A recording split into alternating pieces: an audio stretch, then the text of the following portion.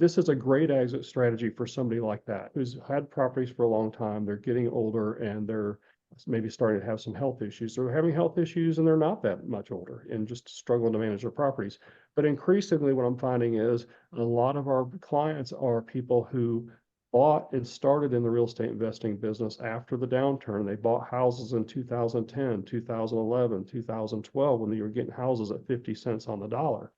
And now some of those houses are worth 3 and 4x what they paid for them.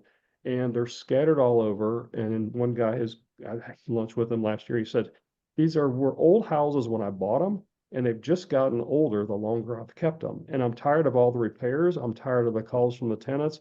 And what I really like is I really like managing my 3 Airbnbs I have. He said, those are fun because when I go visit those, I'm in Gatlinburg, Tennessee, or I'm at the beach somewhere visiting my property, and that's fun and that's exciting. So he's exiting, he's selling his houses, he's taking all the profits, putting it in the trust to defer the tax, and then he's reinvesting the money into brand new build Airbnb properties in places he wants to go with his family. And so he's still going to be full-time in real estate, but this allows him a way he can transition from one asset class or from one location, or maybe from a lot of investors that have 3 or 4 or 6 single family houses they got started with, and maybe a couple of duplexes, and maybe they got a couple of mobile homes they bought, and they got a little mini storage warehouse, and they're scattered all over the place, and there's different marketing, there's different leases. It becomes a lot of investors when they start just want to get a deal done, and that's great, and I applaud them. Get a deal done.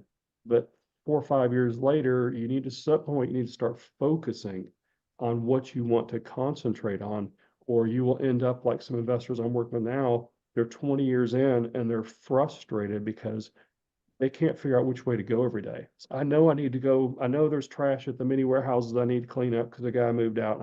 But I know I need to go this direction and check on this house. And they've got so many different directions to go. It becomes frustrating to them to run the business. That's why I suggest to them, how about you pick your favorite one and keep it? Is it the houses? Is it the mini warehouse? What's your favorite property class to own, or your favorite location to own? I was talking to another investor. He's got 5 rental houses. They're all in 5 different states, and every one of them requires an airplane flight to get to for him to go see it. I said, okay, you need to pick one location and focus on one location. So you're taking 5 flights to go check on 5 houses. That doesn't make any sense. You better have those 5 houses in at least one city. If you got to get on an airplane, at least you can go see all 5 of them when you buy a plane ticket. That's a way you can transition. You can use the trust to help you transition and not have the time restriction of the 1031. Now, I've got nothing against 1031s. If you happen to have a house and and it's got $200,000 equity in it, and you want to use a 1031 to split that equity up and buy 2 or 3 more houses, it's a great strategy for that.